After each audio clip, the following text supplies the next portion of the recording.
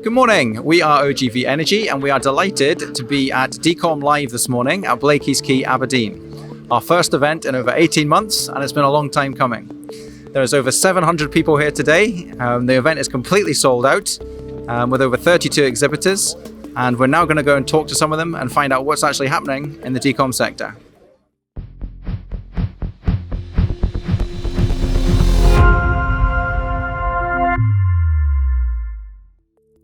Okay, thank you very much, Will Rowley, Business Advisor to Decom North Sea, for joining us this morning. First off, I have to congratulate you for a fantastic event. Are you happy with the numbers? I'm very happy with the numbers. So last time we checked, well in excess of 700 people have registered. Restrictions because of space and COVID, we've sold out in terms of exhibitors, so maximum of 32, and we had a waiting list, which can't ask for more than that. So really happy. Having spoken to a number of the exhibitors and the people who've been here, how refreshing for people to get out, to get to meet, to network, and do what they've been wanting to do for a long time. So really pleased by that. It makes a really nice change to get off Teams, let's be honest, doesn't it? Oh, huge difference. So they're all here for one reason. They want to know about what's happening in the sector, what work is going to be and opportunities is going to be available. Give us a few of the headlines from your opening speech this morning. Okay, well, first of all, most of them are here for two reasons. One is to do with the sector and how it's developing. They're also here for the networking, the real practical business development, which is a feature of Decom North Sea anyway. It's very practical about delivering real value.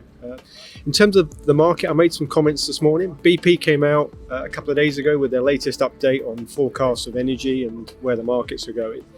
And for the hydrocarbon sector generally, on the surface it appears quite negative because it's a terminal decline. And I think certainly over the last year, most people have genuinely accepted it is a declining sector, which can come across as quite negative.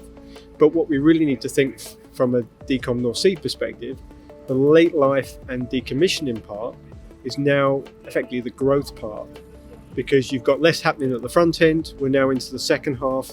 And so even here in Aberdeen, next year is looking pretty good for a lot of the supply chain. 23, 24 is looking extremely good in terms of potential. And with the support of the UK government and the Scottish government and others, there's been pressure to make that happen as well, which is all good. But we're also seeing growth elsewhere. So growth in Australia, in Brunei, in Malaysia, Brazil. So the international opportunities are also growing. And with a lot of the DNS members, the ability to grow the home market, but also look at those export opportunities is a key part of the plan. Thanks for joining us, Mark. I'm joined by Mark Garnier, one of the Prime Minister's official trade envoys for the Asia Pacific region. Mark, first of all, tell us a little bit about today's event and your role in that. Well, it's fantastic to be here. It's the first time I've been to Aberdeen for about 20 years, and it's absolutely great, apart from anything else, to be at a meeting where you can actually see the backs of people's heads. It's quite a remarkable thing after 2 years of Zoom calls. But what I'm here is to support basically the work of the Department of International Trade in terms of helping these businesses who've come to this decommissioning exposition to try and win export orders across the world. We know that the decommissioning of oil and gas is going to be a growth industry. As we move on from the oil and gas exploration, we've got to tidy up the mess. People are moving on, and as I think it was Sheikh Yamani once said, the Stone Age didn't finish because we ran out of rocks, but we are going to be moving on. And our job is to make sure that these brilliant British businesses are going to get the opportunity to be able to export their products into markets like Southeast Asia. And my particular interest is Brunei and Thailand, but we cover the whole of Southeast Asia. There's a fabulous opportunity out there. We need to make sure we're fighting for British businesses. So we're here now and we're joined by the Chair and the Vice Chair of Decom North Sea. So first off, you must be delighted that we're doing live events again. Oh, absolutely delighted. Superb turnout today of more than 600 people. So absolutely delighted to see everybody out and, networking and learning and collaborating. It's a very, very exciting time. It's definitely been a very long time, and I saw your opening speech earlier on, which was very good. So thanks very much for kind of setting the scene for everybody. I think one of the questions that I have around Decom North Sea as a membership, as how do you see them evolving over the last kind of 18 months, which is, brought in an awful lot of change via the energy transition? Yeah, I think that Decom North Sea has seen exponential change, as has the marketplace. The marketplace has seen some difficulties with lower oil prices and with the pandemic and with the sudden push for the energy transition. We've aligned with that and we understand that, and we're working now to find ourselves in the heart of this energy transition. So our focus was previously on late life and decommissioning, but as we see some of these assets being decommissioned and not being removed, and a hybrid of renewables being placed on these assets and within these fields, we find that it's not just over, that decommission doesn't just come to a hard stop. It sort of continues, and with that continuation, that will still also need to be decommissioned at some stage. And as renewables continue onwards and take pace, the reality is that they will also need to be decommissioned at some stage. So we're going to find ourselves decommissioning with oil and gas assets and with renewables and with hybrids. So yeah, there's plenty of work, and it's an exciting time. Could the government be doing any more to help and support the decommissioning industry? I think with that, part of our meeting yesterday was very much around that. They're pulling together their strategy on how they best support the markets moving forward. Now, obviously, they're looking at actual jobs and revenues, either remaining within the UK or certainly exporting capability, so that then it comes back to the UK. So we're working hand in hand with them in order to help provide, the feedback from our membership, so that it actually feeds into that strategy that they're actually creating, which will be finished by the end of this year. So that's very much a big part of what DNS is all about, is to make sure that we get that feedback from the membership, and events like this are fantastic to do that, to actually see, what do they feel that needs to happen, where are the gaps, and then we can be the voice to make sure that it is actually on the government agenda. We're delighted to have John Allan, Decommissioning Director from Enquest, with us to give us a little bit of a perspective from the operator side of things. John, first off, how have you found today? Yeah, very good. I've only been here for an hour or so. It's great to see people in person after 2 years working from my shed in the garden. Excellent. So I'm keen to kind of understand, the supply chain are here today showing off their kind of technologies and services for moving the decom sector forward. From your end, you've got quite a lot of active projects, first off. Yeah, we do, Dan. We got the Heather project, so we're just about to start well P&A on Heather. Hopefully this weekend, then that's a 3-year programme to finish off the well plug and abandonment. And then we've got the Thistle project, so we finished the rehabilitation phase of that in June, and we're working hard to start well P&A in Q1 next year. So both fairly large platforms in the northern North Sea. And what are you looking for from the supply chain at the moment when they're coming to you with these technologies? What's your kind of top of your priority list? So I think there's 2 areas that we're focused on. One's reducing cost over the projects that we're running, and reducing our carbon emissions throughout our decommissioning operations. So really, we're looking for the supply chain to give us creative solutions to reduce cost and reduce carbon emissions. We've seen some excellent technologies here today. I've spent a bit of time talking to some of the SMEs and some of the new technologies that they've got to offer that potentially could help, in our goals for our projects. So very exciting times, and lots of decommissioning coming up, as you know, over the next 10 to 20 years. So very exciting. So that kind of underlines the importance of these types of events. I think we go to a lot of events, and I think one of the key things is to make sure that you're meeting the right people and getting the buyers down here. So the fact that you are here is a fantastic thing. I've spoken to a few other operators as well. How important are these types of events for you? Really important. It makes such a difference seeing people face to face and seeing some of the technologies actually in the flesh, so to speak. So there's a couple of stands here that have got equipment that we can have a look at. We can see videos, we can talk to the guys face to face and really understand what they have on offer. So I think it's vital that we meet face to face. I've had 2 years of Zoom meetings, and I'm getting somewhat tired of Zoom, so it's great to be here. Perfect. Well, thanks very much for joining us, and thanks for giving us your insights. Cheers, John. Thanks. Marlene, thanks very much for joining us. You're welcome. Thank you. You've had a very busy morning so far. How's it gone? It's fantastic. I have to say we're beyond pleased with the outcome of all the hard work. over the last few months. We've had a couple of false starts to get to where we are today, just through COVID and things like that. So to have all the exhibitors and the visitors here is just thrilling. So you've got 600 people here today, I believe, It's all in amazing, all, isn't which it? is brilliant. It's great to see everybody back at live events again. What I'm interested in from Aberdeen Harbour Board's perspective is that you guys have been supporting the decommissioning industry for a long time now, and you've just had some investment fairly recently from the government. Can you tell us a little bit about that and what that will mean for the future of Aberdeen Harbour Board? Sure. Well, so yeah, I mean, as you say, for over 20 years we've been supporting smaller scale activity from the Decom space.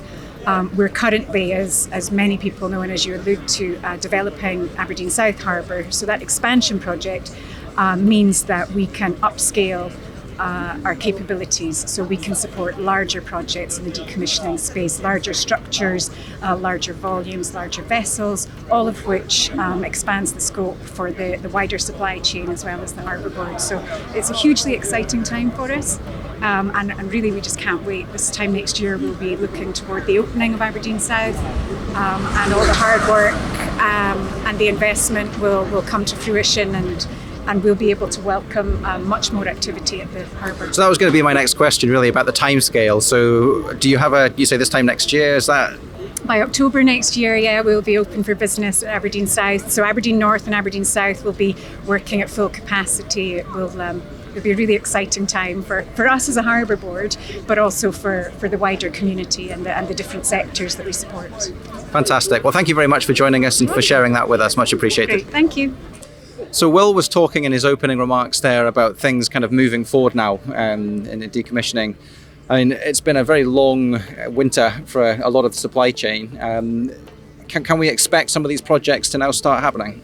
I think for the Norwegian market, I think the decommissioning market is limited, but there's been recently 2 new companies formed in Norway, and the way I see Norway is being positioning itself as a decommissioning hub for the North Sea. I think they see the opportunities in decommissioning, and they have the facilities to handle the big structures, etc.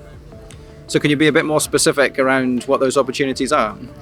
Well, I think, as I say, I think the less opportunities are regarding Norway. I think it's more the UK, the Danish side of things. Obviously, Denmark has stopped production.